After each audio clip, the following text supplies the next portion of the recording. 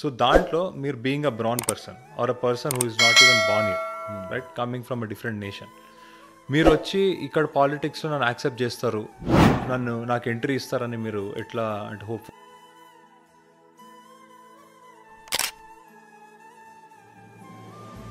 పక్క state or పక్క city నుంచి ఎవడని వస్తేనే నువ్వు లోకల్ వాడివి కాదు, నువ్వేంటారు ఇక్కడ తిరుగుతున్నావు పాలిటిక్స్లో అనేది ఉంటుంది పర్సెప్షన్. సో అట్లాంటివి మీకు ఎప్పుడైనా ఎన్కౌంటర్ అయినాయి అక్కడ? నువ్వు ఇక్కడ కాదు కదా, నువ్వేంటి ఇక్కడ, అసలు మీది కంట్రీయే కాదు. అవును, కరెక్ట్. కానీ అది పాలిటిక్స్లో ఎంటర్ అవ్వాలంటే ఐడియాలజీ కాదు, డబ్బులు ఉండాలి బాగా అని. బట్ మన బుక్స్ ఏమో ఐడియాలజీ అని చెప్తారు, కానీ ప్రాక్టికల్గా ఏమో చాలామంది మనీ ఉండాలి నువ్వు పాలిటిక్స్లో ఎంటర్ అవ్వాలంటే అంటారు.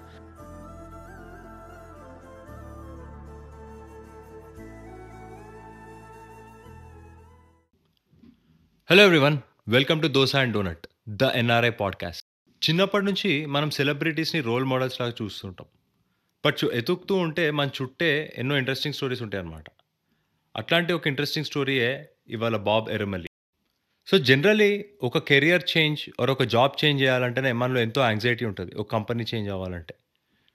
అట్లాంటిది ఇండియన్ ఎయిర్ ఫోర్స్లో ఒక ఫైటర్ పైలట్ లాగా జాయిన్ అయ్యి తర్వాత యూఎస్లో ఐటీ జాబ్, బిజినెస్ అండ్ ఇప్పుడు యూఎస్ పాలిటిక్స్, ఇవన్నిట్లో సక్సెస్ఫుల్గా తన కెరియర్ని కొనసాగిస్తున్న బాబ్ ఎర్రమల్లి మన తెలుగు అతను. ఆయన్ని వాళ్ళు ఇంటర్వ్యూ చేద్దాం. Hello Bob garu, thank you for accepting to do this podcast interview with us. And మీరు మీ హిస్టరీ ఇదంతా మీరు చదివితే ఇట్ వాస్ వెరీ ఇంట్రెస్టింగ్ అనమాట. అయితే నేను అనుకున్నా ఒకసారి ఇట్లాంటి జర్నీ నేను రెగ్యులర్గా చూడను. It's very rare that I see people getting in to politics in US. And especially your different background you have, very different unique background you have. So adi నాకు చాలా ఇంట్రెస్టింగ్ అనిపించింది. దట్స్ ద రీజన్ నేను I requested you to do this interview. నా first question, మీకు Indian air ఫోర్స్లోకి వెళ్ళారు, so what was your motivation? అంటే very always aspiring to be in the Indian army or air force, or ఎందుకు మీరు Indian air ఫోర్స్ని ఎట్లా చూస్ చేసుకున్నారు? నాకు ఇండియన్ ఎయిర్ ఫోర్స్ అంటే ఆసక్తి ఎందుకు కలిగింది అంటే, నాకు మా ఇంట్లో కానీ మా పూర్వీకులు కానీ ఎవరు మిలిటరీలో లేరు, కానీ కొత్తది నూతనతనం ఏదన్నా నూతనవి ఏమైనా చేద్దామని నాకు ఎప్పుడూ ఒక తపన ఉండేది. ఇంట్లో చేయని వాళ్ళు చేయలేనివి మనం చేస్తే బాగుంటుంది, కొంచెం డిఫరెంట్గా ఉండాలి మనము అని అది ఒకటి ఉండేది. అప్పుడప్పుడు దేవుడు మనకి మార్గాలు చూపిస్తాడండి, మనకి తెలియని మార్గాలు చూపిస్తాడు, మనం అనుకోవద్దు దానికి దీంట్లో ఇది కూడా మనకు ఉంటుంది అని. ఆ మార్గం ఒకటి నాకు చూపించాడు, దానికి ఆయనకి నేను చాలా రుణపడి ఉన్నా దానికోసం. ఆ ఎయిర్ ఫోర్స్ జాయిన్ అవ్వడం కాదు, అక్కడ రాణించడము, క్షేమంగా కిందికి రావడము, అవన్నిటికీ కారకుడు ఒక ఆయన ఉన్నాడు పైన. మేము ఎప్పుడు అనుకుంటుంటాం అనమాట, మేము 30,000 feet ఫ్లై చేస్తున్నప్పుడు ఒళ్ళు దగ్గర పట్టుకుని ఫ్లై చేయాలి, 30,000 అడుగులు దగ్గరలో ఉన్నాం ఇప్పుడు దేవుడికి అంటే ఎప్పుడని పిలిచేయచ్చు మనల్ని అని ఒక ఇది ఉండేది అనమాట. ఇంత మేనేజ్ చేయాలంటే ఎంతో డిసిప్లిన్ ఉండాలి and at the same time fitness కూడా ఉండాలి. సో మీ ఫిట్నెస్ అంతా సో ఎయిర్ ఫోర్స్ నుంచి వచ్చిందా, లేకపోతే since childhood you are always? National defence academy నుంచి స్టార్ట్ అవుతుంది ఫిట్నెస్ అనేది. తర్వాత ఎయిర్ ఫోర్స్ లో మేము వి బిలీవ్, మాకు ఒక ఫ్రెండ్ ఉండేవాడు బెబ్లా నుంచి క్రికెట్ ఆడతాడు, రాపూరి అని. అతను రోజు ప్రాక్టీస్ చేసేవాడు. ఓకే, చేసినందుకు ఏముందంటే ఈ రోజు కూడా ఆయన 50 ఏళ్ళైనా 40 ఏళ్ళ కనిపిస్తాడు. అదనమాట. So that is the reason why national defence అకాడమీలో మాకు పునాది వేశారు. ఫిట్నెస్ ఉంటే మీ రిఫ్లెక్సెస్ బాగుంటాయి. ఎస్పెషల్లీ ఎయిర్ ఫోర్స్ అంటే మాకు చూడడము, రియాక్ట్ అవ్వడం. ఇక్కడ మీకు వీడియో గేమ్స్ పిల్లలు ఆడతారు చూడండి, వాళ్ళ రిఫ్లెక్సెస్ మీకన్నా చాలా బాగుంటాయి. ఎందుకంటే వాళ్ళు కాన్స్టెంట్ గా ప్రాక్టీస్ చేస్తుంటారు. అది చూడడము, దానికి రియాక్ట్ అవ్వడం. సో దట్ ఈస్ ద అది ఏది తోడ్పడినా ఈ ప్రాసెస్ కి అది మనం చేసుకుంటాం అనమాట. ఇప్పుడు మాకు F-16 అనేది ఒక యుద్ధ విమానం మన శత్రువుల దగ్గర ఉండేది ఒకప్పుడు. అది 11 కిలోమీటర్ల దూరంలో మేము చూస్తే అది ఒక కంది గింజ అంత ఉంటుంది. ఓకే, అదే వాడు 5 కిలోమీటర్కి వచ్చేసాడు, దగ్గరకు వచ్చాడు మనల్ని షూట్ చేయడానికి. ఓకే, అప్పుడు వాడు చిన్న ఉసిరికాయ అంటుంటాడు, కానీ మనం అది చూడం. ఎందుకంటే వాడు అప్పుడే ఆల్రెడీ స్కిల్డ్, అంత స్పీడ్, అంత మంచి రిఫ్లెక్స్ ఉండాలి, అంత మంచి ఐసైట్ ఉండాలి. రైట్. ఏదైనా తోడ్పడుతుంది ఈ ప్రాసెస్ లో అంటే మేము అది ఇమ్మీడియట్ గా నా లైఫ్ స్టైల్లోకి వచ్చేస్తున్నాను. రోజు క్యారెట్లు తినాలి, వైటమిన్ ఏ కావాలి మంచి చూపుకి అని ఎవరో చెప్తారు మనకి. అంటే టక్ మన క్యారెట్లు ఉంటే మాత్రం తప్పకుండా తినాలి అన్నమాట. ఇట్లాంటివి ఏ చిన్న అడ్వాంటేజ్లు ఉన్నా మేము అది తీసుకుంటాం, అడాప్ట్ చేసుకోవాలి. అండ్ ఇంకోటి ఫ్లెక్సిబిలిటీ మీకు, అంటే మీరు వెళ్ళే జోన్స్ ఉంటాయి కదా, డిఫరెంట్ ఏమంటారు ఆల్టిట్యూడ్స్ లో మీరు ఫ్లై చేస్తుంటారు. సెకండ్, మీరు చెప్పిన స్పీడ్ కి ఆల్టిట్యూడ్ చేంజ్ చాలా ఫాస్ట్ ఉంటుంది. మాకు ఆల్టిట్యూడ్ చేంజ్ కన్నా నేను ఫ్లై చేసే ప్లేన్ మేము 300 గజాల ఎత్తులో, 3 గజాలు కూడా కాదు 300 ఫీట్ల ఎత్తులో ఫ్లై చేస్తాం అన్నమాట. ఎందుకంటే ఎనిమిది రడార్ని మనల్ని చూడకుండా ఉండాలని కిందకు వస్తాము. కొండలు ఏమన్నా కొన్ని పరిసరాలు ఉంటే దాని నీడలోంచి వెళ్తున్నట్టు అనమాట. సో ఆ 300 ఫీట్లో మేము 900 కిలోమీటర్ల వేగంతో వెళ్తుంటాం. ఇప్పుడు మనకి జనరల్లీ మేము మామూలు ఫ్లైట్స్ ఎక్కితేనే ప్యాసింజర్ ఫ్లైట్స్, దాంట్లో అన్ని కంట్రోల్స్ ఉన్నా కూడా ఆల్టిట్యూడ్ డిఫరెన్స్ వచ్చినప్పుడు చెవు నొప్పి, కొంతమందికి ఏమైనా వస్తాయి. సో మీరు అంత ఫాస్ట్ గా ఆల్టిట్యూడ్ చేంజ్ అవుతుంటది కదా, 30,000 ఫీట్ నుంచి కిందికి రావడం, పైకి వెళ్ళడం, ఇట్లాంటివి దాని స్పిన్ అవుతూ ఉంటది. నేను ఎయిర్ షోస్ లో చూడడం correct. Your observation is very good. అవి మాకు ఎందుకు నేర్పిస్తారంటే at any angle we should be able to visualise. ఇప్పుడు మేము ప్లేన్ ఇలా ఉందండి, ఇటు తిప్పామనుకోండి, నేను ఇట్లా ఉంటా, ఎనిమి అక్కడ ఉంటాడు అంటే అటు చూడాలి. మనకి నార్మల్ గా చూసినప్పుడు మనం ఇటు చూస్తాం, అటు చూడదు కదా. సో అందుకే మేము ఆ ఏరోబాటిక్స్ అన్ని ప్రాక్టీస్ చేస్తాం అనమాట. సో ఏ పొజిషన్ లో ఉన్నా ఎనిమి ఎక్కడ ఉన్నాడు అనేది మనకు తెలుస్తుంది, మన వాళ్ళు ఎక్కడ ఉన్నారో తెలుస్తుంది, ఎవరికి డేంజర్ ఉందో తెలుస్తుంది, ఎలా రియాక్ట్ అవ్వాలో అప్పుడు మనకి ఒక సొల్యూషన్ వస్తుంది అనమాట. మనం ఇప్పుడు నార్మల్ గా ఇప్పుడు మీరు ఇటు కూర్చున్నారు, ఆ మైక్ని చూడాలంటే మీరు ఇట్లా చూస్తారు అంతే, అవునా? నాకు ఎనిమి అక్కడ ఉంటాడు, ఎందుకంటే నేను ఇటు తిరిగా, వాడు అక్కడ ఉన్నాడు. సో అదే అనమాట మాకు. సో వాట్ ఎవర్ అది ట్రైనింగ్ లో వస్తుంది అనమాట. సో ఏరోబాటిక్స్ అంటారు. ఇంట్రెస్టింగ్ పార్ట్ ఏంటంటే when you're flying at 300 feet కదా, ఆ స్పీడ్ అరౌండ్ 900 km/h. ఆ స్పీడ్ లో మేము గ్రౌండ్ ని, అంటే మా ధ్యానం పరధ్యానంగా పోయిందంటే 0.03 seconds లో మేము we can crash into ground. So high risk. ఇంకొకటి మీరు లైఫ్ ఇదే కాదు, ఇంకా రిస్క్ చెప్తాను. When we're going into enemy territory, ఈ 300 feet 0.03 seconds అది ఉంది కదా, 80% ఆఫ్ ద టైం మేము వెనక్కి చూసి ఫ్లై చేస్తున్నాం. కింద చూడం, ముందు చూడం. అది ట్రైనింగ్ అనమాట. సో పాలిటిక్స్లోకి అంటే మీరు ఐటీలో వర్క్ చేసుకుంటూ, యూజువల్లీ మా లాంటి వాళ్ళు ఐటీలో వర్క్ చేసి ఒక ఇల్లు కారు కొనుక్కొని ఆ ఫ్లోలో వెళ్ళిపోతాం. మీరు దాని నుంచి పొలిటికల్ ట్రాన్సిషన్ ఎట్లా చేసుకున్నారు? అంటే మధ్యలో మీ వైఫ్ది క్లినిక్స్ అవి మేనేజ్ చేసుకుంటూ ప్యారలల్గా సొసైటీతో కనెక్ట్ ఎట్లా ఎస్టాబ్లిష్ చేసుకున్నారు? ఇక్కడ ఏమైందండి, నేను ఒక 4 ఏళ్ళ క్రితం ఒక ఇన్సిడెంట్ అయింది మినియాపోలిస్లో. ఒక నల్లతన్ని పోలీసు కొంచెం దారుణంగా అతనితో వ్యవహరించి అతను ప్రాణాలు కోల్పోయాడు. ఆ టైంలో ఏమైందంటేనండి, ఇక్కడ దేశం మీద కొంచెం దేశ ప్రేమ కాదు, దేశ విరక్తి లాంటిది వచ్చిందనమాట. మా దేశం సరిగా లేదు అని కొందరు ప్రొటెస్ట్ చేయడం మొదలెట్టారు. మామూలు వ్యక్తులు ప్రొటెస్ట్ చేయడం వేరు, పోలీసు వాళ్ళు చేయడం వేరు. ఇక్కడ మా సిటీలో ఒక పోలీస్ అతను ఎన్నికల్లో నిలబడ్డాడు, వెళ్ళి అలాంటి ప్రొటెస్ట్ మార్చ్లో అతను జాయిన్ అయ్యాడు. నాకు అది సరిగ్గా సబబ్ అనిపించలేదు నాకు అది. ఎందుకంటే అతను పోలీసులో 30 ఏళ్ల నుంచి పనిచేస్తున్నాడు. అతని పోలీస్ డిపార్ట్మెంట్ మీద నమ్మకం లేకపోతే ఎలా ఉంటుంది, వేరే వాళ్ళకి ఎట్లా ఉంటుంది నమ్మకం?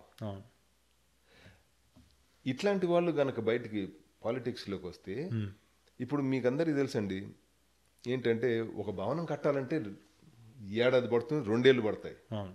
దాన్ని కూలగొట్టడానికి ఎంతసేపు పడుతుంది? అంతే, ఒక రోజు 2-3 గంటలు. 2 యానిమేట్లు పెడితే అన్ని ఎగిరిపోతాయి. అలానే మన వచ్చిన దేశం నుంచి నేను ఖండించట్లేదు, నేను ఒక ఒక విమర్శగా చెప్తున్నా అంతేగాని Yeah. అంటే Constructive criticism. Yeah. డిఫరెన్స్ గా చెప్తున్నా. మన పోలీసులకి దగ్గరికి వెళ్ళాలని చాలా మంది జంకుతారు భారతదేశంలో. ఇక్కడ పోలీస్ వాళ్ళని మన మన అండలుగా చూసుకుంటారు. మనకి ఏదన్నా తప్పు జరిగితే, అన్యాయం జరిగితే అసలు వెనక ముందు ఆలోచించకుండా ఫస్ట్ మనం పోలీసు వాళ్ళకి కాల్ చేస్తాం. వచ్చి వాళ్ళు ఎంతో మనకి గౌరవంగా మర్యాదగా మాట్లాడతారు. అంటే ఈ మర్యాద అవన్నీ ఎన్నో ఏళ్లగా వాళ్ళ ట్రైనింగ్ని వాళ్ళ ఆర్గనైజేషన్ని ఎవరో బిల్డ్ చేశారు. అందుకే మనకు అంత ట్రస్ట్ ఉంది. ఆ ట్రస్ట్ని ఇతను ఈజీగా నిర్మూలిస్తాడని నా భయం వేసింది అనమాట. ఎందుకంటే అతనికే నమ్మకం లేదు ఆ ఆర్గనైజేషన్. పోయి అక్కడ వాళ్ళతోటి వాళ్ళు కలిసి నువ్వు ప్రొటెస్ట్ చేస్తున్నావు అంటే నువ్వు పవర్లోకి వచ్చినప్పుడు ఈ సంస్థని నువ్వు నాశనం చేయగలవు. అవును, ఎందుకంటే నాశనం చేయడం చాలా ఈజీ.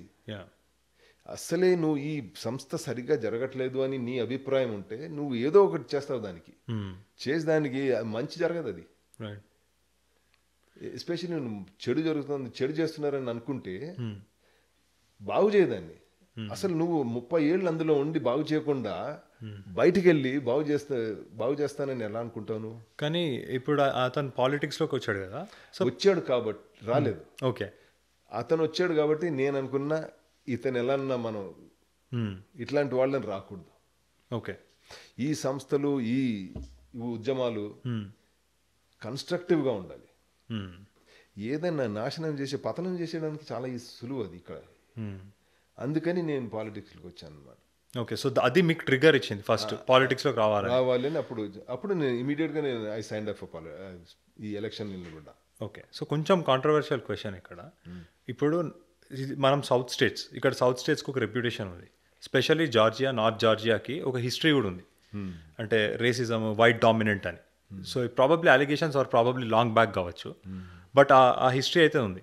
సో దాంట్లో మీరు being a brown person or a person who is not even born here, right, coming from a different nation, మీరు వచ్చి ఇక్కడ పాలిటిక్స్లో నన్ను యాక్సెప్ట్ చేస్తారు, నాకు ఎంట్రీ ఇస్తారని మీరు ఎట్లా అంటే హోప్ఫుల్గా ఉండే అనుకున్నారు? ఆ కాన్ఫిడెన్స్ ఎట్లా వచ్చింది?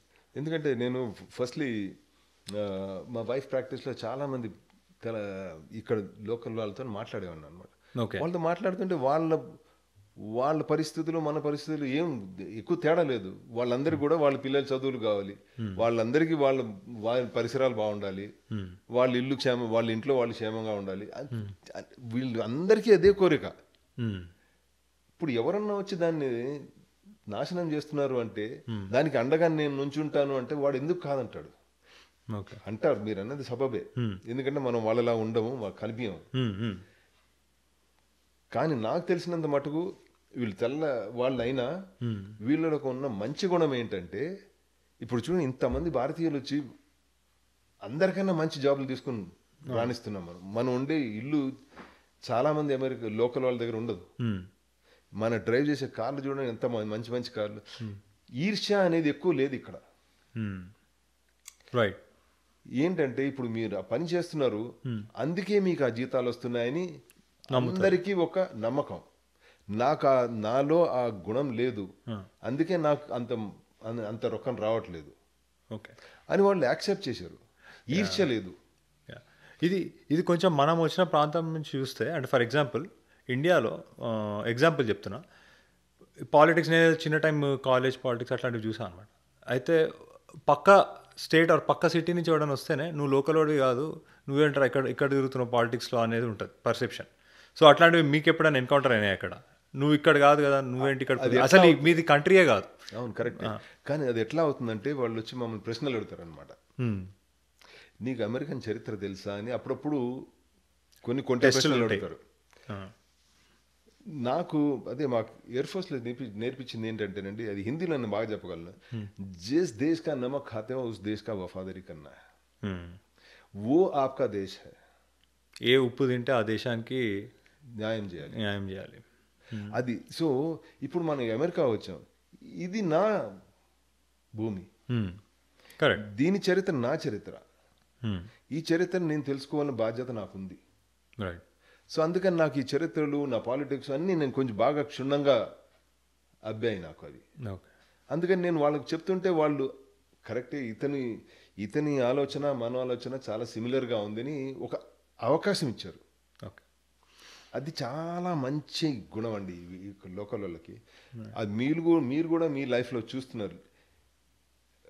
మీరు పోయిన ఎలక్షన్లో ఎంతో క్షోభ కలిగించింది ఏంటంటే భారతదేశంలో నార్త్ సౌత్ అని డివైడ్ చేసుకొస్తున్నారు. అవును. అవునా? అవును. అది అట్లీస్ట్ ఇక్కడ లేదు. ఇట్లాంటి డివైడ్లు తీసుకురావడానికి ఏదైనా నెపం చాలు మనకి. అవును. వీళ్ళు మనలాగా ఉండరు, వీళ్ళు మన డైవర్సిటీ, వేష భాషలు వేరు వీళ్ళవి, రైట్. అట్లాంటివి తక్కువ. ఎక్కడో అక్కడ ఉంటాయి తప్పు, మనిషి అయిన తర్వాత ఏదో లోపాలు ఉంటాయి, ఏదో సంఘంలో ఎక్కువ లోపం ఉంటుంది, కానీ జనరల్గా ఆ లోపాలు ఇక్కడ లేవు. ఓకే. అందుకని మీరు చూడండి, మీరు మీ ఉద్యోగ రీత్యా చూడండి, మీరు మీ బాస్కి అనుగుణంగా నడుస్తున్నారు, మీరు చేసే ప్రతి పనికి మంచి ఫలితం ఉంది అంటే మిమ్మల్ని ఎవరు జాబ్లో తీయరు ఇక్కడ. అదే 100%. అంటే ఇక్కడ ఇర్రెస్పెక్టివ్ ఆఫ్ బ్యాక్గ్రౌండ్తో సంబంధం లేకుండా, అంటే ఏ కంట్రీ, నువ్వు ఏ నేషన్, నువ్వు ఏ కలర్ అనే దానికి సంబంధం లేకుండా ప్రమోషన్స్ కానీ పొజిషన్స్ కానీ ఉంటాయి.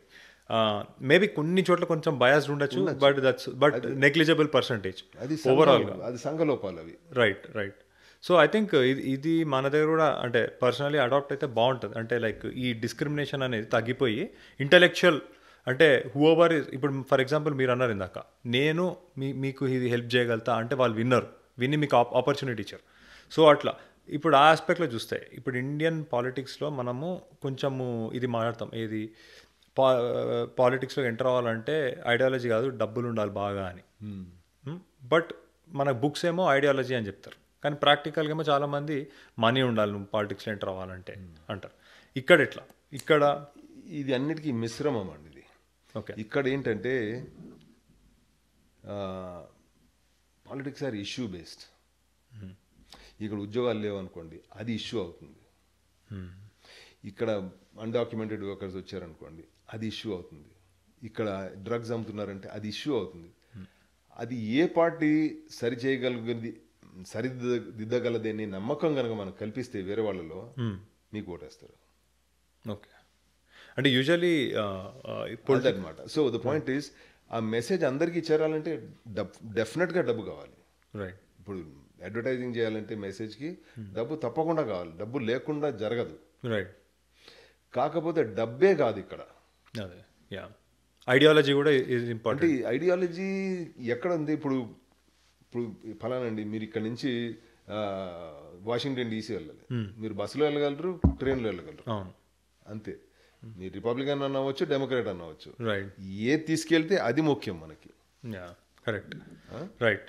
అట్లా అనమాట. అండ్ ఈ మధ్య కొంచెం హేట్రెడ్ పొలిటికల్ పార్టీస్ మధ్యలో ఎక్కువైపోతుంది అనిపిస్తుంది. అంటే more than the top leaders, కింద ఉన్న ఫాలోవర్స్ ఉంటారు కదా. అంటే నేను చాలా చూస్తాను, ఇండియా నుంచి ఇక్కడికి వచ్చి కొంత పొలిటికల్గా యాక్టివ్ ఉన్న వాళ్ళు కూడా, ఇండియన్ పాలిటిక్స్ నేను చెప్తుంది, ఇక్కడికి వచ్చి వాళ్ళిద్దరి మధ్యలో ఎంత హేట్రెడ్ ఉంటుందంటే ఒకరితో ఒకరు మాట్లాడుకోరు కూడా, because this guy supports one party and this guy supports another party in India. So అట్లాంటిది ఇక్కడ రిపబ్లికన్స్, డెమోక్రాట్స్ సపోర్టర్స్ మధ్యలో కూడా అట్లానే ఉంటుందా? అంటే పర్సనల్ లెవెల్లో సోషల్ మీడియాలో చాలా కనిపిస్తుంటుంది మీకు ఇది. ఓకే. ఎందుకంటే బయటకు వచ్చి ఇప్పుడు ఇట్లా మీ ముందు కూర్చుని నా వ్యూ పాయింట్స్ అని నేను చెప్తున్నా, మీరు వింటున్నారు. ఆ వినే సహనం లేకపోతే మీరు ఆ సోషల్ మీడియాలో కూర్చొని ఇష్టం వచ్చినది రాచ్చు, పొద్దున్న నుంచి రాత్రి వరకు. అది చాలా సులువు, ఎవరు మిమ్మల్ని దాన్ని ఎవరు ఛాలెంజ్ చేయరు. అందుకని కొంచెం ఆ పొలారిటీ అనేది వస్తుంది. ఓకే. కాకపోతే నేను చూసిన జనాల మధ్యలో issues are still very important. Issue based debates ఉంటాయి. ఇష్యూ బేస్డ్ డిబేట్స్ ఉంటాయి. ఇప్పుడు మనకి మొన్నటిదాకా గుడ్లు $5. అవును. So those are things which are concern people అనమాట. పెట్రోల్ ధరలు అలా ఉన్నాయి, అది మనకు కావాల్సిన కన్సర్న్. అది ఏ పార్టీ మీకు ఆ సొల్యూషన్ చూపిస్తుందో అది ఇక్కడ జనాలకి చాలా ఇంపార్టెంట్. అది understand. Make sense. 100% issue based ఉండాలి, అప్పుడే మన ప్రాబ్లమ్ సాల్వ్ అవుతాయి గ్రౌండ్ లెవెల్లో. అదేదో మనం పర్సనల్గా తీసుకొని ఒక పార్టీని కానీ ఒక లీడర్ని కానీ వాళ్ళకు ఒక బ్లైండ్ ఫాలోవర్ లాగా అయ్యే వాళ్ళు, ఎవరు ఏ స్టెప్ తీసుకుంటున్నారు, మన దాన్ని ఎట్లా అడ్రస్ చేస్తున్నారు అనేది క్రిటికల్. అది ఇక్కడ ఉంటుంది అంటున్నారు మీరు. కరెక్ట్. ఇప్పుడు మీరు చెప్పింది ఇంకోటి, హేట్రెడ్ లాంటిది నేను ఏ పార్టీ అయినా 10 ఏళ్ల తర్వాత నేను ఆ పార్టీలో ఉండను. నేను పాలిటిక్స్లో చిరస్థాయిగా నిలబడిపోను. ఆ తర్వాత మీ పక్కనే వచ్చి నిలబడాలి నేను. అప్పుడు నాకు మిత్రులు కావాలి, శత్రువులు కాదు. అది ఎలా మర్చిపోతాం మనం? కరెక్ట్. అవునా? అది చాలా, అది కొందరు తొందరపడి అట్లా ఆలోచిస్తారు. కానీ దూరదర్శనంగా చూస్తే మనం స్ట్రాటజిక్గా చూస్తే వాళ్ళు అమెరికన్సే, మనం అమెరికన్సే. అమెరికాని ముందు నడపాలంటే నేను ఒక్కడనే నడపలేను, అందరి సహాయం కావాలి నాకు. వాళ్ళకి నేను చెప్పాలి, సరేరా బాబు నన్ను ఎలక్ట్ చేశారు, మీరు ఎలక్ట్ చేయకపోయినా మీరు అమెరికన్స్ కాబట్టి నేను ఆ తరఫున మీకు నేను సహాయం చేయడం నాది ఖాయం. మీరు నాకు ఓటేసినా ఓటకపోయినా నేను మాత్రం మిమ్మల్ని అమెరికన్గా చూస్తాను. ఏ అమెరికన్గా అయితే మాత్రం అమెరికన్కి మాత్రం నేను తప్పకుండా సహాయం చేస్తాను నేను. అది ఎందుకంటే ఇది నా దేశం, నా పౌరులు. So politics are only during elections. Rest of the time everyone are citizens and we need to serve them. Politics are during elections and yes, running the country is not political. Right.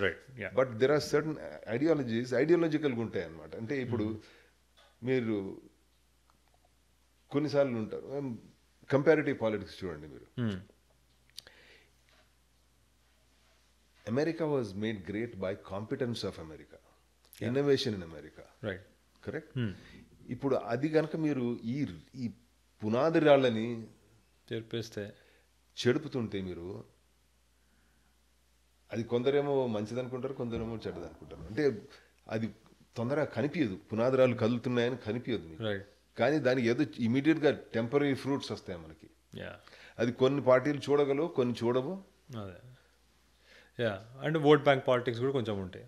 అది ఇప్పుడు అంటే at a personal level, ఇప్పుడు మీరు for example Johne's క్రిక్కి మీరు ఒక city council member లాగా గెలిచారు, which is predominantly I think white population is more. Mother about 57% is white population and they voted for you, which is really good in terms of, అంటే at least ఆ oats పడకపోతే మీరు గెలవరు కదా, 0 white oats అయితే మీరు గెలవరు. మనకి ఏ దానికి అది మనం చూడాలండి. మనకి ప్రెస్లో చదివేది ఎప్పుడు అంటే, ఇప్పుడు అట్లాంటా మహానగరం is the busiest airport in the world అన్నమాట. అవును, నేను ఏవియేషన్ ఎక్స్పర్ట్ కాబట్టి నేను ఏవియేషన్ గురించి మాట్లాడతాను. దానికి రోజుకి 5,000 టేకాఫ్లు అవుతాయి. ఎప్పుడైనా మీరు న్యూస్ పేపర్లో చూసారా వాళ్ళు 5,000 టేకాఫ్లు అయ్యి busiest airport in the world అని? ఒక పంచర్ అయింది అనుకోండి, అది మాత్రం న్యూస్కి వస్తుంది. అలానే మేము ఇక్కడ పాలిటిక్స్లో వాదోపవాదాలు జరుపుకున్నా at the end of it మేము చాలా మంచి పనులు చేస్తాం టుగెదర్. పార్టీలు కలిసి పార్టీ అతీతంగా కూడా చేస్తాం మేము. సో అది మనకి ఎక్కువ, అది రాస్తే ఎవరు చదవరు అది. అందుకని వాళ్ళు మేము ఎప్పుడు కొట్లాడుకుంటాం, అవి రాస్తారనమాట. సో ఇది కనుక మనకి తెలిస్తే, లేకపోతే ఇప్పుడు తెల్లవాళ్ళ గురించి చెడ్డగా రాయడం అనేది అంత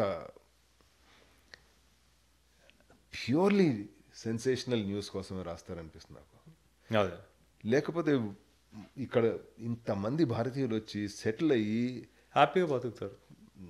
చూడండి, 2 major corporations, Microsoft, Google, both are handled by Indians. Telugu ఆయన ఒక అతను, అడోబీ తెలుగు అతను, IBM Sardarji, Visa Sardarji, IBM Telugu అతను, గోదావరి డిస్ట్రిక్ట్ అతను. అవును, ఇట్లాంటిది ఇక్కడ కాంపిటెన్స్ మీద చాలా ఎంఫసిస్ ఉంది. Which is good actually. కాంపిటెన్స్తోనే మీకు ఎక్కడైనా ప్రోగ్రెస్ అవుతుంది. సొసైటీ ఓవరాల్గా ప్రోగ్రెస్ అవ్వాలంటే కాంపిటెంట్ పీపుల్ ఉండాలి. So the majority population here believes competence over colour. రాగా మాట్లాడుకోవాలంటే exactly, competence over colour.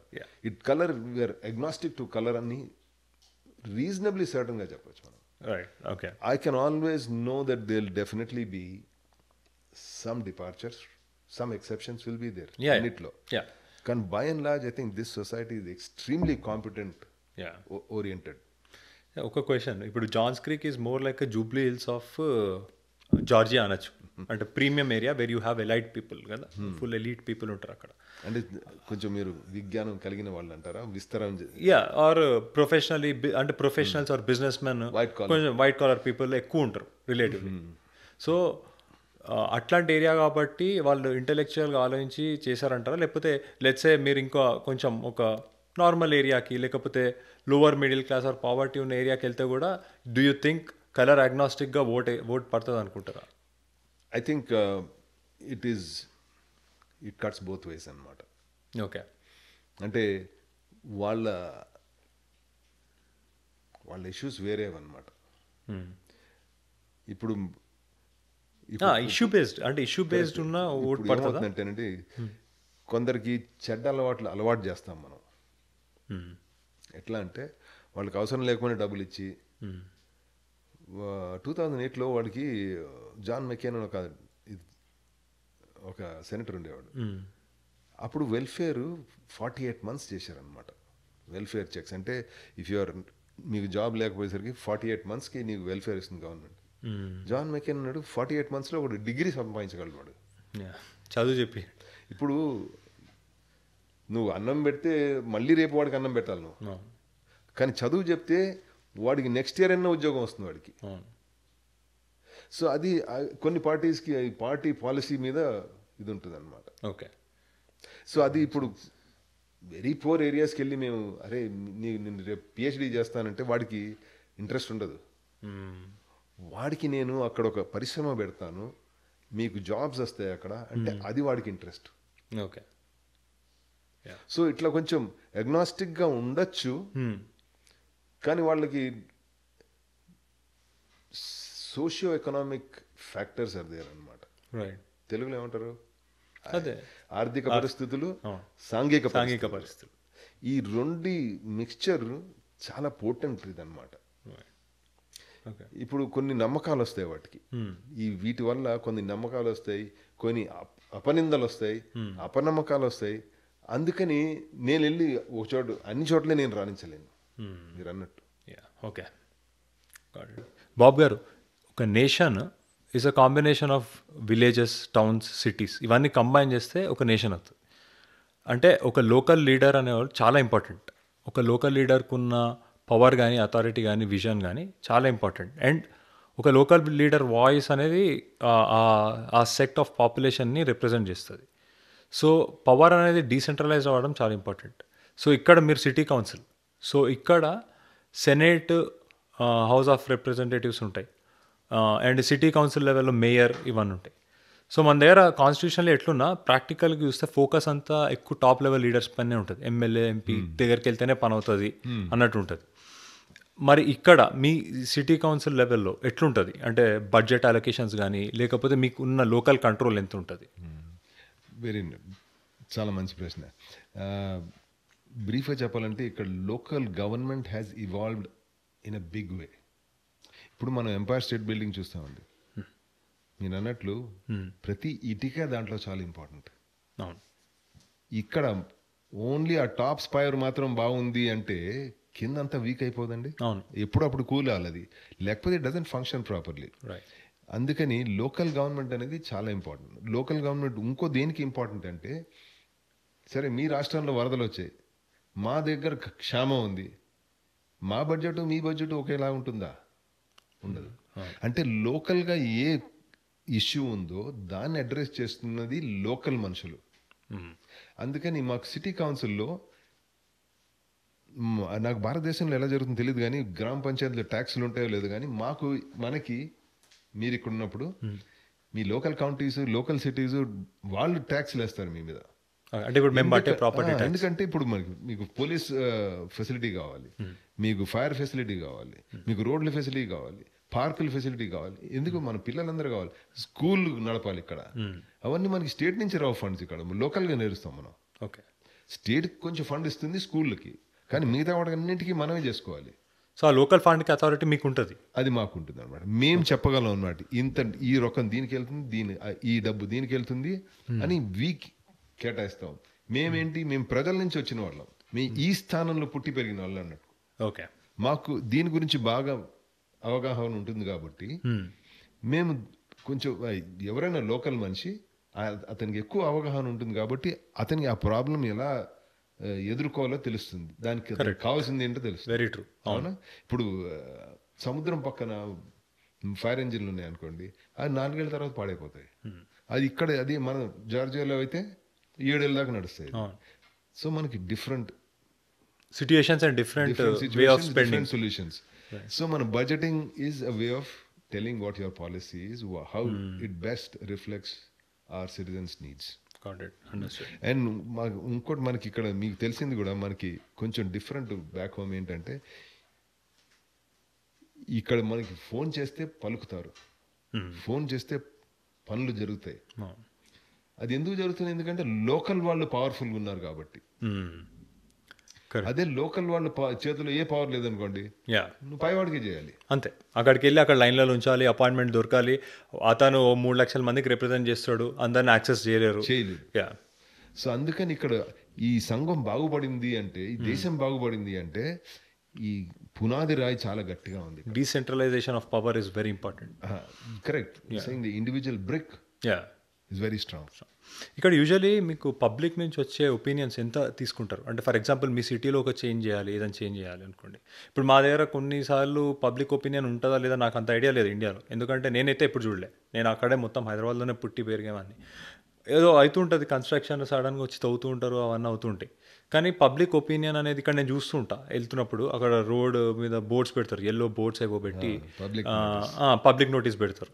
So అది ఎవిడెంట్గా కనిపిస్తుంది. అంటే పబ్లిక్ వచ్చి వాళ్ళ వాయిస్ దాని ఆ ఒపీనియన్స్ని మీరు ఎంత తీసుకొని కన్సిడర్ చేస్తారు? మీరు ఆర్టీఐని ఇండియాలో విన్నారు కదా, రైట్ టు ఇన్ఫర్మేషన్. ఇక్కడ FOIA అని అంటారు, freedom of information act. Johns Creek అనేది చాలా చిన్న సిటీ, అట్లాంటా పక్కన ఒక చిన్న సిటీ. మా సిటీలో ఏడాదికి 2,000 రిక్వెస్ట్లు వస్తాయి, FOIA రిక్వెస్ట్లు. Okay. Every single request is taken in to consideration. మీరు ఇంకోటి చెప్పాలంటే, మీ ద్వారా చెప్దాం అనుకుంటుంది ఏంటంటే, మా ప్రజానికానికి, మా పోలీసుల దగ్గర కెమెరా ఉంటుంది, వాడు గన్ తీయగానే ఫోన్ కెమెరా యాక్టివేట్ అయిపోతుంది. ఓకే. వాడు కార్ ఆపాడు, లైట్లు వేసాడంటే ఫోన్ కెమెరా యాక్టివేట్ అయిపోతుంది. అంటే అతను కెమెరా యాక్టివేట్ అయిపోద్దంటే, మీరు హెడ్ క్వార్టర్స్ నుంచి వాడి కెమెరాలో ఏం జరుగుతుందో చెప్పగలరు. అంటే అతను ఏదైనా తప్పు చేశాడు అనుకోండి, మీరు అక్కడి నుంచే మందలించగలరు. ఓకే. అంటే ప్రజల సంరక్షణ, ప్రజల ఒపీనియన్ అనేది చాలా ఇంపార్టెంట్ అని చెప్పడానికి ఒక ఉదాహరణ. Okay, right. సో ఇప్పుడు మీకు లోకల్ పార్క్స్ ఇవన్నీ ఇక్కడ నేను చూస్తా, అంటే ప్రతి కౌంటీకి ఒక పార్క్ ఉంటుంది. ఇప్పుడు కిడ్స్ని తీసుకెళ్ళి ఆడిపించడానికి ఒక సాకర్ ప్లే గ్రౌండ్, ఇవన్నీ కూడా సిటీ కంట్రోల్లోనే ఉంటాయా? అంటే సిటీ అది ఆ లిమిట్స్లో ఉందంటే సిటీలో ఉంటాయి, కౌంటీ లిమిట్స్లో ఉందంటే కౌంటీలో. ఓకే. మీ కౌంటీలో ఒక సిటీ ఉంది కమింగ్. కరెక్ట్. మా దగ్గర 8 స్క్వేర్ మైల్ తప్ప మిగతా అన్ని సిటీల్లోనే ఉంది మా డిస్ట్రిక్ట్లో. ఓకే. మీ డిస్ట్రిక్ట్లో ఒక కమింగే ఒక సిటీ ఉంది. మా దగ్గర అస్సలు ఒక 8 స్క్వేర్ మైళ్ళు మాత్రం డిస్ట్రిక్ట్ ఉంది, మిగతా అన్ని సిటీలు అయిపోయాయి అనమాట. Got it, understand. అది లోకల్ కంట్రోల్. ఓకే. అయితే యాక్చువల్లీ లోకల్ కంట్రోల్ ఉండడం వల్ల చాలా అడ్వాంటేజ్ ఉంది ఇక్కడ ఓవరాల్గా ఆలోచిస్తే. ఇప్పుడు ఇంకోటి ఏంటంటే, ఒకటి మీకు వస్తుందంటే, ఇక్కడ మీకు యుఎస్ఏలో తెలిసింది ఏంటంటే, దానికి మనం ఏదో విధంగా దానికి మనం మెయింటైన్ చేయాలి, మన డబ్బుతోటో, మన సహకారంతో, మన పరిశ్రమతోటో. సో అందుకని మనం చెప్పలేమన్నమాట. ఏమని మీరు అన్నారు చూడండి, మీ క్వశ్చన్లో ఒక మంచి మాట అన్నారు, ఈ లోకల్ కంట్రోల్ అనేది ఫ్రీగా రాదు. మీరు అంటే మీ దైనిక జీవనంలో కూడా అదే ఇండియాలో అయితే స్టాండ్ తీయడం, కిక్ కొట్టడం, వెళ్ళిపోవడం. అవును. ఇక్కడ ప్రతి చోట చాప్స్ అయిన ఉంటే అక్కడ ఆగుతావు. అవును. అంటే నీ తరఫు నుంచి కూడా నువ్వు ఈ సంఘానికి ఒక పరిశ్రమ ఉంది, ఒక డిసిప్లిన్ ఉంది, కొంచెం కాంట్రిబ్యూషన్ ఉంది మీ తోటి. సో అందుకని అనమాట, అది ఉత్తిగా రాదు, దానికి ఒక it's got a price. Right. ఇప్పుడు మీరు కాంట్రిబ్యూషన్ అన్నారు కాబట్టి, యాక్చువల్లీ నాకంటే ఎక్కువ మీరే తెలుగు ఎక్కువ మాట్లాడుతున్నారు చెప్పాలంటే, విచ్ ఈస్ గుడ్. సో నా ఒక క్వశ్చన్ ఏంటంటే, ఇప్పుడు మేము ఇమ్మిగ్రెంట్స్, ఓకే, మేము వీసాస్ మీద ఉన్నాం ఇక్కడ. సో మా వాయిస్ ఎంత అంటే వినిపించచ్చు. మేము వచ్చి ఇప్పుడు మాకు ఒక ప్రాబ్లం ఉంది ఇక్కడ లోకల్లో, ఓకే, మేము వచ్చి ఒక సిటీ కౌన్సిల్ మీటింగ్లో కూర్చొని మా వాయిస్ వినిపిస్తే దాన్ని కన్సిడర్ చేస్తారు. And at the same time being a person from a different colour or different nation దాంతో ఏమైనా డిస్క్రిమినేషన్ ఉంటుందా ఆర్ మా వాయిస్కి మాకు ఓట్ హక్కు లేదు కాబట్టి మా వాయిస్ పెద్దగా కన్సిడర్ చేయడం అనేది ఏమైనా ఉంటుందా because we're taxpayers here right. చాలా మంచి పని చేశారు. ఫస్ట్ నేను తెలుగు గురించి మాట్లాడతాను. మనందరికీ నలుగురిలో ఒక బంధం ఏంటి అంటే, మనం పుట్టినప్పుడు మన తల్లులు మనకు ప్రాణమే కాదు, మనకి మాతృభాష కూడా ఇస్తారు. అవును. అది తెలుగు మనకి అది ఒక అపారమైన తిరుగులేని అపారమైన గిఫ్ట్ మనకు అది. రైట్. అది మనం మర్చిపోతే సర్లేని మనం ఇక్కడ ఉంటాం, కొన్నిసార్లు మనం తడబడుతుంటాం, కానీ అది మర్చిపోకూడదు. అది అది తరగని ధనంలాగా మనం చూసుకోవాలి. అది ఎంత ఎక్కువ మాట్లాడితే అంత మంచిది. అదే ఇప్పుడు మీ రెండో ప్రశ్న ఉంది చూడండి, మమ్మల్ని మా మాటల్ని మాకున్న కన్సర్న్స్ని ఎవరైనా వింటారు అంటే ఈ కంట్రీలో వింటారు. Irrespective of we have the voting right are not. ఒకసారి వినరేమో, మీరు రెండోసారి వెళ్ళి మాట్లాడండి తప్పకుండా వింటారు. రెండోసారి కాకపోతే ఐదోసారి వింటారు. వినేది మాత్రం ఖాయం. ఓకే. ఎన్నిసార్లు అవుతుంది అనేది వాళ్ళు చూస్తారు, వాళ్ళు కూడా చూస్తారు. ఈ ఒకతనేనా ఈ ప్రాబ్లం, ఒకతనికి ఏముందో, ఒకతని వల్ల మేము ఫుల్ ప్రొసీజర్ని చేంజ్ చేసేయాలా, 25 మందికి ఎఫెక్ట్ అవుతుందా, 2000 మందికి ఎఫెక్ట్ అవుతుందా, అవన్నీ చూస్తారనమాట. అంతేగాని ఇతను సిరియా నుంచి వచ్చాడు, అతను ఇంకా గ్రీన్లాండ్ నుంచి వచ్చాడు, ఇండియా నుంచి వచ్చాడు, నో కన్సర్న్. మీరు ట్యాక్సులు కడుతున్నారు, పన్నులు కట్టినందుకు మీకు ఆ హక్కు ఉంది. నెక్స్ట్ టైం నాకేమైనా పొలిటికల్ మీటింగ్స్ ఉంటే మిమ్మల్ని ఆహ్వానిస్తాను నేను. ఓకే, తప్పకుండా రండి, మీరు వచ్చి చూడండి. నేను వాళ్ళలాగా ఉండను, కానీ నన్ను వాళ్ళు ఎలా ట్రీట్ చేస్తారో చూడండి. ఎందుకు చేస్తారు అట్లా వాళ్ళు, అప్పుడు మీకు అవగాహన వస్తుంది. మీరే అప్పుడు మీరు అనుకుంటారు, అరే మనం అపోహపడ్డాము, మనం అనుకున్నంత అబ్స్ట్రాక్షన్స్ లేవు మనకి ఈ సోషల్ మీడియాలో చూసే అంత అబ్స్ట్రాక్షన్స్ రియాలిటీలో ఉండవు. ఓకే. మనకి ప్లస్ మనకి సంఘంలో చూడండి, మనకి నాదెల్ల గారు ఉన్నారు, మైక్రోసాఫ్ట్ CEO, ఆయన సుందర్ పిచై గూగుల్ CEO. వాళ్ళు top 10 biggest companies in the world అనమాట. దానికి మనోళ్ళు భారతీయులే కదా. మనం భారతీయులు, నేను భారతీయ అనను, ఒకప్పుడు నేను భారతీయుడిని, ఇప్పుడు నేను అమెరికన్ సిటిజన్, కానీ మనం భారతీయ ఒరిజిన్. అది మన వ్యత్యాసం. అందుకని ఈ దేశంలో మాత్రం అట్లాంటివి చాలా చాలా తక్కువ ఇన్ఫ్లుయెన్స్. ఓకే. సో ఎందుకంటే మీరు మంచి ఐడియా ఉంటే వాళ్ళకు కూడా మంచిది కదా. ఇప్పుడు నేను గవర్నమెంట్ సీట్లో ఉన్నా, మీరు వచ్చి నాకు AI ప్రాజెక్ట్ ఉందండి మీ పోలీస్ వాళ్ళకి ఇది పెడితే, వాళ్ళ రియాక్షన్ టైము 3 hours నుంచి 30 minutesకి వచ్చేస్తుందండి అంటే, నేను దాన్ని తప్పకుండా ఆలోచిస్తాను దాని గురించి. రైట్, ఇర్రెస్పెక్టివ్ ఆఫ్ నా బ్యాక్గ్రౌండ్ ఏంటి అని.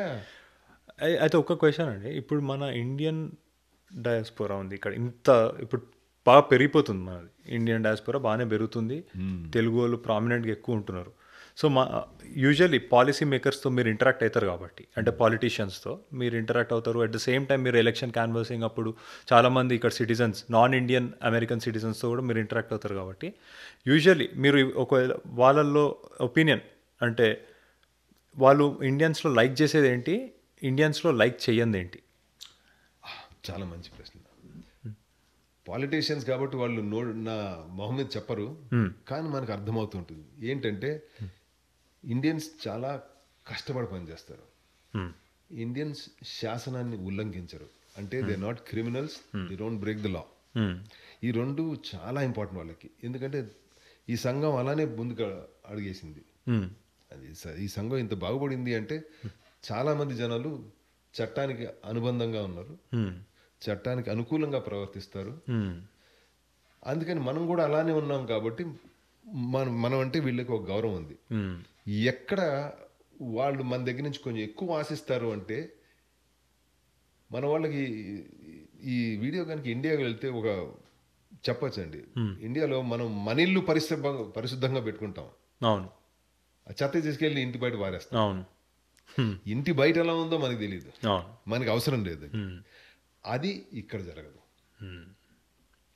ఇది ఈ దేశం అంతా నా ఇల్లే, నా పరిసరాలే ఇవి, అన్ని విధాలుగా నేను దీన్ని కాపాడుకోవాలి అని ఒక ఇది ఉందన్నమాట.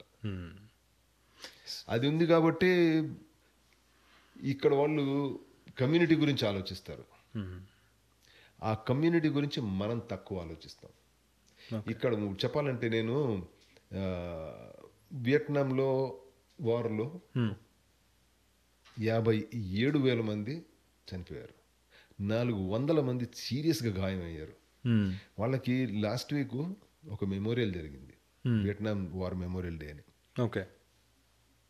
85 ఏళ్ళు వాళ్ళు సోల్జర్స్ వచ్చి సూట్లు వేసుకుని వచ్చి మిట్ట మధ్యాహ్నం మంచి ఎండగా ఉంది, నేను సూట్ తీసాను ఎందుకంటే నేను చెమటలు పడుతున్నాయి, వాళ్ళు తీయలేదు. అంటే వాళ్ళకి ఇంకా ఆ చనిపోయిన వాళ్ళు నాకన్నా ఎక్కువ కష్టపడ్డారు, నేను ఇంత కూడా కష్టపడలేనా అని ఒక మంచి సద్భావన ఉంది. ఓకే. అట్లాంటి సద్భావన ఉన్న ప్లేస్లో నేను ఒక్కడనే ఇండియన్ ఆరిజిన్ మనిషి,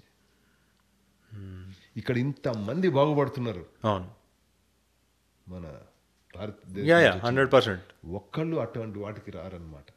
ఓకే. అప్పుడు తెల్లవాళ్ళు అనుకుంటారనమాట వీళ్ళు నిజంగా మనతోటే ఉన్నారా అని. వీళ్ళకి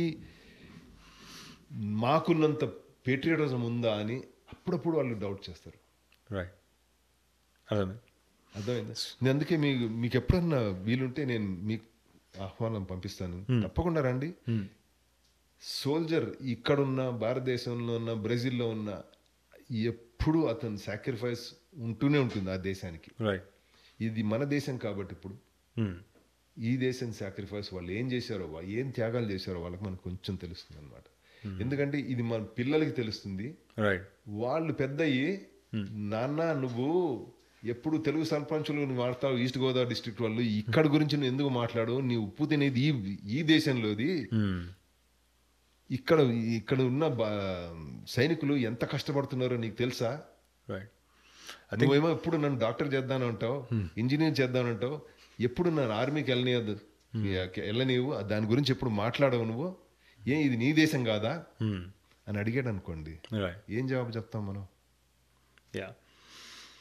అండ్ మీరు అన్న ఒక చాలా ఇంపార్టెంట్ పాయింట్ ఏంటంటే, ఇప్పుడు నా సన్ ఇక్కడ సిటిజన్, అంటే చాలామంది మన ఇండియన్స్, మేము ఇమిగ్రెంట్స్ అయినా సన్ పిల్లలు ఇక్కడ సిటిజన్స్. సో మేము ఎంతసేపు Indian news, Indian politics follow అవుతాం, తప్పేం లేదు. 100% మనం అక్కడి నుంచి వచ్చాం కాబట్టి ఆ కంట్రీలో ఏమవుతుంది అనేది కూడా మనకి ఇంపార్టెంట్.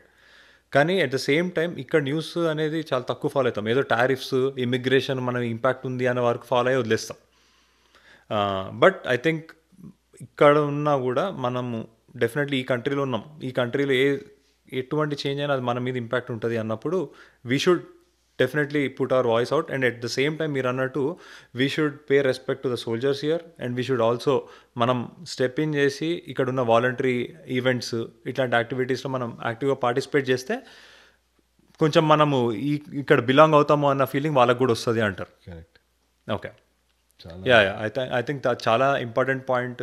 కొంచెం సెల్ఫ్ క్రిటిసిజం మనం అనుకున్నా కూడా ఐ థింక్ ఆ విషయంలో మాత్రం మేము చేంజ్ అవ్వాల్సిన అవసరం ఉంది ఓవరాల్. అంటే ఇట్లా నేను అనేది ఏంటి, మనము మన సంస్కృతి మర్చిపోకర్లేదు. రైట్. కానీ మనం ఏ దేశ పౌరులని అది మర్చిపోకూడదు. కరెక్ట్. అవును. ఇప్పుడు మనము ఇండియన్ నేను మీకు ఎట్లా చెప్పగలను, అరే ఇండియన్ కంప్లీట్గా మర్చిపోను అని మనం అక్కడ పెరిగాము, అది మనకి it's part of my life. Right. అవునా? ఏ దేశంలో పెరిగామో అది మనకి తప్పకుండా మనని చేసింది, ఈ స్థాయికి తెచ్చింది ఆ ప్రీవియస్ లైఫే. రైట్. కాకపోతే నేను అనేది ఏంటంటే, ఇప్పుడు నంబర్గా పెట్టాలంటే use 80% of your loyalty to this place, or 80% you think about this place, 20% you can always think about that. That doesn't effect your life as much as this country. మీరు రేపు 20 ఏళ్ళ తర్వాత రిటైర్ అవుతారు కదా, మీకు సోషల్ సెక్యూరిటీ ఇండియా ఇస్తుందా, USA ఇస్తుందా? USA. అట్లాంటప్పుడు మనం దేని గురించి ఆలోచించాలి? అవును, కరెక్ట్. అగ్రీ 100%. అది నేను చెప్పేది ఎవరిని నొప్పించడానికి కాదు. 100% లేదు, అంటే ప్రాక్టికల్ కదా. ఇట్ ఈస్ కావాల్సిన మన ప్రయారిటీస్ మనం తెలుసుకోవాలి. Right, agree. అయితే ఇంకో ఇప్పుడు ఫ్యూచర్ జనరేషన్స్ ఆఫ్ ఇండియన్స్ ఇక్కడ ఉన్న వాళ్ళు ఇక్కడ పాలిటిక్స్లో యాక్టివ్ రోల్ ప్లే చేస్తారని మీరు అనుకుంటున్నారా? ఒకవేళ చేయాలి అంటే ఎట్లాంటి చేంజెస్ ఇప్పటి నుంచి తీసుకోవాలి? ఎందుకంటే మన వాయిస్ అక్కడ లేనప్పుడు ఓవరాల్ ఈ కంట్రీకి మన ఇంటెలెక్చువల్ కాంట్రిబ్యూషన్ తగ్గిపోతుంది. ఎందుకంటే we're CEOs which is very good, but we're not being in the houses, we're not being in the senates. అది లేనప్పుడు ఓవరాల్ మన ఇంటెలెక్చువల్ కాంట్రిబ్యూషన్ గవర్నెన్స్లో ఉండదు. And at the same time మన కమ్యూనిటీకి కూడా ఒక రికగ్నిషన్ అండ్ ఆ బిలాంగింగ్నెస్ అనేది ఉండదు కదా. Then if I can rephrase what you're saying, we are not part of public policy. Right, correct, exactly. Correct? Public policy is extremely critical. ఎట్లా అంటే నేను సిటీ కౌన్సిల్ బెంచ్లో కూర్చున్నప్పుడు ప్రతి decision I take effects 85,000 people. Right, which profession can you tell me effects people like this? Right, yeah. And నాకనేది ఇప్పుడు మీ పిల్లలందరూ రేపు పొద్దున్న హార్వర్డ్, స్టాన్ఫోర్డ్ ఇక్కడ ఉన్న బెస్ట్ యూనివర్సిటీస్కి వెళ్తారు. That means they are the best brains. Right. Why can't the best brains also contribute towards the best public policy, best country's public policy? That's my, and నా తరఫు నుంచి one of the main reasons నేను ఇక్కడ politics రావడం ఏంటంటే మా వచ్చే భావి తరాలకి నేను ఒక ఇన్స్పిరేషన్ గా మిగిలాలి. Right, definitely. ఎక్కడున్నా మనము రాణించగలము. అప్పుడప్పుడు ఎదురు దొరుకుతాయి, అంత మాత్రాన మేము వదిలేము కదా, పట్టు వదలము. రైట్, అది పట్టు వదలకూడదు. ఇంకోటి ఏంటంటే మీరు పాలిటిక్స్లోకి రావాలంటే get interested in politics and start helping politicians. Okay, అప్పుడు చాలా తెలుస్తుంది మీకు. ఓకే. అండ్ పీపుల్ అప్పుడు అర్థం చేసుకుంటారు, ఇక్కడ ఉన్న లోకల్ మనుషులు కూడా అర్థం చేసుకుంటారు. Will they take our help ఇక్కడ white politicians? Okay, of course. మనము వీ డోంట్ గెట్ పేడ్ కదా when we get help somebody. Yeah. మరి అట్టయితే మనం వాళ్ళకి ఉపకారం చేసిన వాళ్ళం కదా, వాళ్ళు అప్పుడు మనకు అపకారం చేయరు కదా. అలాంటి అందుకే ప్లస్ ఇంకోటి ఏంటంటే మనకి చాలా బాగా తెలుస్తుంది అనమాట, వాళ్ళకి ఈ సంఘాన్ని బాగుపడి ఆ ఫోకస్ అనేది వస్తుంది అనమాట. ఎలక్షన్లో చాలా సివియర్ ఫోకస్ కావాలి. ఏంటి ఇష్యూస్ మీద అవగాహన భారీగా పెరిగిపోతుంది. కరెక్ట్. అంటే లోకల్ ఇష్యూస్ మీద మనం ఇక్కడ ఉంటున్నాం కాబట్టి అవేర్నెస్ అనేది కూడా మీరు అన్నట్టు చాలా ఇంపార్టెంట్. Right, right. యా. మన మెయిన్ క్రిటిసిజం ఏంటి, మనం సొసైటీలో ఇంట్రెస్ట్ లేదు మనకని. ఇప్పుడు మీరు ఇట్లా పాలిటిక్స్లో వచ్చి పాలిటిక్స్లో ఆ ఇష్యూస్లో ఇంట్రెస్ట్ తీసుకుంటున్నారంటే you're eliminating that misperception. Got it. Thank you.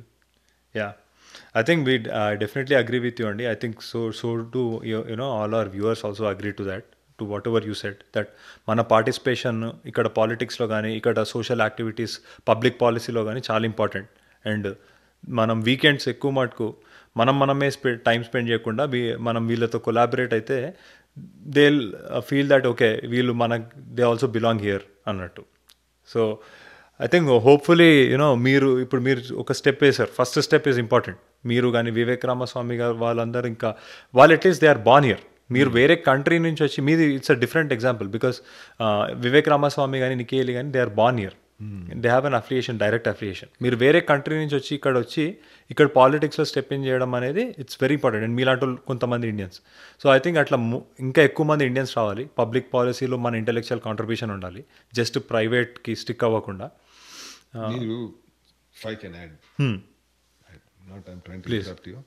ఏంటంటే సిన్స్ ఈ పాడ్కాస్ట్ మెయిన్ గా భారతీయుడికి వెళ్తుంది కాబట్టి మీరు భారతీయుల గురించి అంటే నేనేమనుకుంటానంటే if a guy from Syria or Japan comes he's qualified, he should be part of the public policy. అంతేనా? ఇప్పుడు మీరు NFL ఫుట్బాల్ చూడండి, బేస్బాల్ చూడండి, జపాన్ వాడు ఆడుతున్నాడు అక్కడ, and he's playing from Jamaica వాడు ఆడుతాడు ఇక్కడ బాస్కెట్ బాల్ లో. ఎందుకంటే క్వాలిటీ పెరుగుతుంది. క్వాలిటీ ఈజ్ మోర్ ఇంపార్టెంట్ కదా. So that's the reason why. ఇప్పుడు అందుకే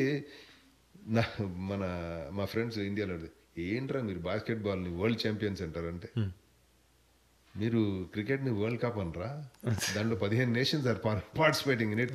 ఇక్కడ 31 nations are there part of basketball, which is more representative of the whole globe. 31. So the point is quality matters. Right. So that is the basic thing. So what I meant to say is భారతీయులకే పరిమితం కాదు మీ advice. Right. I mean everyone ఈ కంట్రీలో బతుకుతున్న ఎవరైనా కూడా participative politics ఉండాలి, పబ్లిక్ పాలసీలో పార్టిసిపేట్ చేయాలి, అండ్ ఆల్సో సోషల్ గ్యాదరింగ్స్ ఇక్కడ మనకి ఎంతైతే ఇంపార్టెంటో మనం గ్యాదర్ అవ్వడం ఎంత ఇంపార్టెంటో వీళ్ళతో ఇండల్జ్ అవ్వడం కూడా చాలా ఇంపార్టెంట్. సోషల్లీ కూడా ఇండల్జ్ అవ్వాలి, అది దట్స్ వెరీ ఇంపార్టెంట్ మనకి. ఇప్పుడు వాళ్ళు క్రిస్మస్ జరుపుకుంటున్నారు అంటే మనం కూడా లైట్లు పెడతాం. అవును, వాళ్ళకి వెళ్ళి మన ఉగాది జరుపుకుంటే హే మా పండుగ ఉంది వాళ్ళని పిలవచ్చు, మన భరతనాట్యాలు జరుగుతుంటాయి, మన దివాళీలు జరుగుతుంటాయి, మన హోలీలు జరుగుతుంటాయి, వాళ్ళు కూడా వస్తే వాళ్ళకు కూడా తెలుస్తుంది ఇది భారతదేశం కాదు, ఇది now we become part of America, right, this tradition this culture is now part of America అని వాళ్ళకు కూడా రావాలంట. అంటే మెయిన్ స్ట్రీమ్కి వెళ్ళాలి మన కల్చర్. ఓకే, అప్పుడు వాళ్ళు nobody there is no question of not accepting. Okay, thank you very much sir. అంటే మీ ఇన్పుట్స్ ఇవన్నీ. అండ్ లాస్ట్ ఒక క్వశ్చన్, ఇది కొంచెం ఇప్పుడు మోస్ట్ హాట్ టాపిక్ కాబట్టి ఒక క్వశ్చన్ అడుగుతా. ఈ టారిఫ్స్ అనేది ఏదైతే ఈ ఎకనామిక్ క్రైసిస్ ఏదైతే ఉందో, ఓకే, ఏంటి అంటే మీ టేక్ ఏంటి దీనిపైన? Is it going to get better or? I just want tell you, మనము దీని గురించి ఎప్పుడైనా మాట్లాడామా? గాంధీ గారు బ్రిటిష్ బట్టలు కాల్చి దే ఆర్ నాట్ లెటింగ్. మనము స్వదేశీ మూమెంట్ లో వి బర్న్ బ్రిటిష్ క్లోత్స్ ఇండియాలో. What does that mean? You are denying entry into for British clothes కదా, అంతేనా? You are boycotting them, you are stopping the market for them. Correct, right. That was okay, that was the patriotic act. Modi garu first వచ్చి made in India is very important అన్నారు. What is his priority? India, make in India. When President Trump comes and says, if drugs don't stop coming into our country, we will punish you by having higher tariffs. And ఇంకోటి ఏంటంటే we're talking of reciprocal tariffs. ఇప్పుడు దాకా when we're having unfair tariffs అంటే we're కెనడాకి మన goods వెళ్తే not most of the dairy items are 100+% tariff అన్నమాట. Is that not unfair? Yeah. అప్పుడు వాళ్ళు ఎప్పుడు మాట్లాడలేదు. అప్పుడు all the while when USA was the victim, nobody talked of free trade అయిపోతుందని. When USA said yes, we want reciprocal tariffs, మీరెంత వేస్తే అంత. భారతదేశం కూడా దీనిలో చాలా పెద్ద, they are also very high tariff country. So అట్లాంటప్పుడు మోదీ గారు పక్కన ఉన్నారు, 5 feet దూరంలో కూర్చున్నప్పుడు ట్రంప్ని ఎవరు అడిగారు అనమాట, మీ ఫ్రెండ్ అంత మంచి ఫ్రెండ్ మీ పక్కన అదే మీరు భారతదేశం మీద టారిఫ్ వేస్తారంటే, నేను భారతదేశం మీద టారిఫ్ వేయట్లేదు, ఏ కంట్రీ అయితే మా కంట్రీ గుడ్స్ మీద టారిఫ్ వేస్తుందో వాళ్ళ మీదే వాళ్ళు వేసినంతే వేస్తున్నా. వాళ్ళు వేసిన దాంట్లో సగమే వేసింది అది కానీ ఆయన చెప్పింది అదనమాట. కానీ that sounds lot more logical. Okay, because tariffs are a way of taxing your own people. It is going to be short term pain. మన ప్రెస్ ఎట్లాంటిదంటే లాస్ట్ 1 month లో $3 trillion of investment have come to USA. Stock market has dropped. Everybody says stock market has dropped so critically. Nobody is talking of $3 trillion of investment coming to the USA. Correct? Yeah. ఇంకోటి ఏంటంటే ఇప్పుడు ఒక make in USA అని Trump గారి కోరిక. అలా చేయకపోతే ఏమవుతుంది అనేది ఏమవుతుంది? ఇప్పుడు మీరు చూస్తున్నారు కదా మన డౌన్ టౌన్స్ లో ఎంప్లాయ్మెంట్ ఉండదు, అన్ఎంప్లాయ్మెంట్ పెరిగిపోతుంది. అన్ఎంప్లాయ్మెంట్ ఉంటే సోషల్లీ చాలా డిస్టర్బెన్స్ వస్తాయి. అక్కడ వాళ్ళకి టైం ఉంటే ఏం చేస్తారు? డ్రగ్స్ అమ్ముతారు. వాళ్ళు ఏదో ఒక జీవనోపాధి చేయాలి. అలా మధ్య తరగతి కుటుంబాలు ఎస్పెషల్లీ విలేజెస్ లో కంప్లీట్ గా ధ్వంసం అయిపోతున్నాయి. ఇప్పుడు మనం ఇక్కడ ఉన్నాం, మన మంచి జాబ్లు ఉన్నాయి, ఐటీ జాబ్లు ఉన్నాయి, మనకి డోకా లేదు, మన పిల్లలకి మంచి ట్రైనింగ్ ఇస్తున్నాం, అందుకే వాళ్ళు అది చెయ్యరు ఏమో ఎందుకంటే తెలియదు ఫ్యూచర్ ఎట్లుంటుందో. ఏఐ వచ్చాక ఐటీ జాబ్స్ ఏమైతే కూడా తెలియదు. డ్రగ్ డీలర్ కి తెలుసు ఎవరి దగ్గర డబ్బులు ఉన్నాయా అనేది. అవును, ఇటే వస్తాడు అంతేనా, వాడు మార్కెట్ రీసెర్చ్ చేస్తున్నాడు అంతే. అట్లాంటిది my point is, if you don't increase the manufacturing base in USA, rural America will be hurt a lot. Okay. Yeah. If rural America gets hurt a lot, agriculture పోతుంది మనకి. అక్కడ setup పోయిందంటే ఇప్పుడు right నా సంఘంలో most of the time all the traditions are maintained by villages in India are correct correct అదే అదే roots. మన మూలాధారాలన్నీ అక్కడి నుంచి వస్తున్నాయి. అవును ఇక్కడ మూలాధారాలన్నీ మటుమాయమైపోతున్నాయి. అవును. అందుకని it is very important to see that those people are not suffering. Yeah agree. అందుకని that was one of the intent. We can say that no factory will come in 2 months. Yeah ఇప్పటిదాకా but were you okay when Japan sends it's good at 25% tariff, 10% tariff, and puts 25% tariff, they don't open the market for our cars. Yeah. Okay, maybe our cars are not good, but what about other intellectual property? Yeah, agree అండి 100%. So అంటే మనం చేస్తే అది అన్యాయం, అదే వాళ్ళు చేస్తే that's okay. Yeah okay 100% agree అండి. Thank you very much. మీరు అంటే లైక్ ఇంత టైం స్పెండ్ చేసి మాకు ఇంత ఇన్ఫర్మేషన్ అండ్ ఇన్పుట్స్ ఇచ్చినందుకు. ఒక రిక్వెస్ట్, మీరు పాలసీ మేకింగ్లో ఉన్నారు కాబట్టి అంటే మీరు తీసుకెళ్ళగలుగుతారు, మీకు యాక్సెస్ కూడా ఉంది కాబట్టి. చాలామంది ఇండియన్స్ ఇక్కడ H1B వీసాస్ మీద ఉన్నారు.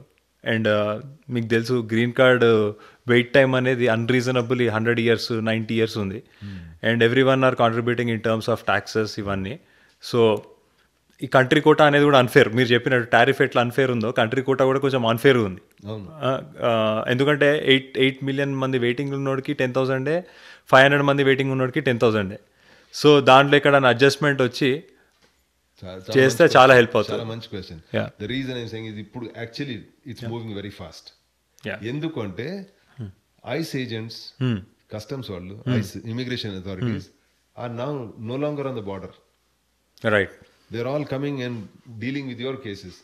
నేను ఒక కేసు మొన్న రెఫర్ చేస్తే 2 రోజుల్లో మెడికల్కి వచ్చాడు. గ్రీన్ కార్డ్ అప్లై చేసుకున్నారు వాళ్ళు. ఓకే. నాకు చెప్పారు సార్ రావట్లేదు నా దగ్గర. అంటే మీరు ఏమైనా చెప్పగలరంటే నాకు తెలిసిన వాళ్ళతో నేను మాట్లాడా. ఓకే. 2వ రోజు వాడు మా వైఫ్ దగ్గర వచ్చి గ్రీన్ కార్డ్ మెడికల్ చేసుకుని పోయాడు వాడు. Okay okay. అంటే మీరు ఆలోచించండి, it's not political this thing. అక్కడ all ICE agents were on the border. ఇక్కడ పనిచేయడానికి ఎవరు లేరు. ఇక్కడ పనిచేయడానికి ఎవరు లేరు. మీ కేసులన్నీ ఎవరు హ్యాండిల్ చేయట్లేదు. అందుకే మీకు లేట్ అవుతుంది. ఇప్పుడు చూడండి తక్కువ. ఇంకోటి ఏంటంటే ప్రెసిడెంట్ ట్రంప్ ఒకసారి అన్నాడు అనమాట, ఇక్కడ స్టెమ్ స్టూడెంట్స్ ఏ దేశం నుంచి అన్న వస్తే గ్రాడ్యుయేట్ అవగానే వాళ్ళకి గ్రీన్ కార్డ్ ఇవ్వాలన్నాడు. అవును. అంటే ఆయన ఆలోచన చూడండి, productive people who are needed for tomorrow society మాకు ఇప్పుడే కావాలి వాళ్ళు. అవును. వాళ్ళని మేము ఇండియాకి ఎందుకు పంపిస్తాం? అవును. ఇండియాకి కానీ చైనాకి కానీ ఎందుకు? Why should you want return, especially when they want to stay here. Right. So లీగల్గా మనం అన్ని అబాయిడ్ అయి ఉంటే మాత్రం we don't need to fear.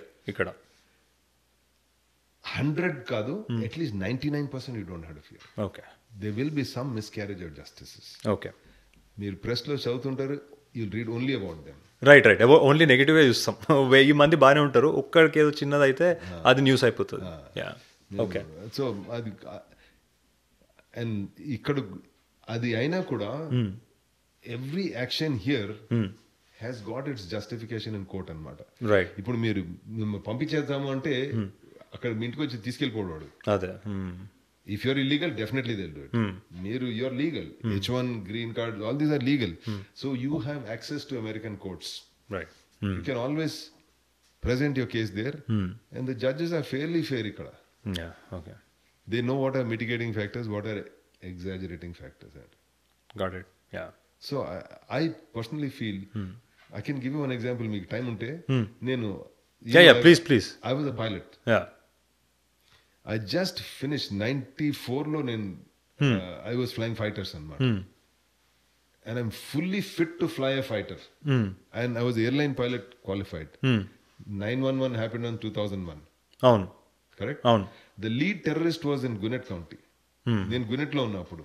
Oh, okay. 5 miles from the airport where the lead terrorist trained. Right. FBI నన్ను ఒక్క రోజు అడగలేదు. మీరేం చేస్తుంటారు, ఏది మీకేంటి, మీ వాట్ ఆర్ యువర్ వ్యూస్, ఎప్పుడు అడగలేదు నన్ను, ఎప్పుడు ఆపలేదు నన్ను. అదే. It is so important. అంటే I can do what that guy did technically. Right. కానీ నన్ను ఇప్పుడు ఆ దృష్టితో వాళ్ళు చూడలేదు. Right. So that is what I want tell you, that this country చాలా ఫేర్ కంట్రీ ఇది. It's very very fair country. Needlessly we get exaggerated. Perception is reality అంటారు. మీరు అదే చూసుకుంటే అవే న్యూస్లు చూస్తున్నారంటే యూ విల్ థింక్ అదే అంతే అదే జరుగుతుంది అనుకుంటారు, అదే న్యాయాలు అనుకుంటారు. కరెక్ట్. కాకపోతే ఇది వాస్తవం. Yeah 100% agree. Yeah, thank you sir, thank you very much for your time and whatever you have spoken. I think it's very insightful, చాలా హెల్ప్ అవుతుంది అండ్ మా వ్యూవర్స్కి కూడా హెల్ప్ అవ్వాలి అని నేను కోరుకుంటున్నా. చాలా మంచిది, మీరు చేస్తున్న పని చాలా మంచిది. ఇంత రాత్రి వేళ మీరు కూర్చుని ప్రజల కోసం చేస్తున్నారు అంటే చాలా థ్యాంక్ యూ అండి, thank you very much. I feel so proud of associating with you. Yeah, మేము starting, so I think we want to do more. ఇది ఇన్ఫర్మేషన్ కోసం తప్ప ఇంకా వేరే ఏమి ఇంటెన్షన్ లేదు. ఒక సినిమాలో ఒక వాక్యం ఉందండి, జబ్ ఆప్ అచ్చా కర్నే లగ్తే హో పూరీ కాయనాత్ ఏక్ హో జాతీ హై తుమ్కో సఫల్ బనానే మే. అంతే, హోప్ఫుల్లీ అదే. యా, ఇంటెన్షన్ ఇస్ గుడ్, అంతే. That's all we can say. సరే అండి. యా, థ్యాంక్ అదండి. Hope you all enjoyed it. Next time ఇంకో పాడ్కాస్ట్తో మేము ముందుకు వస్తా. Till then please like and subscribe Dosa and Donut, the NRI podcast.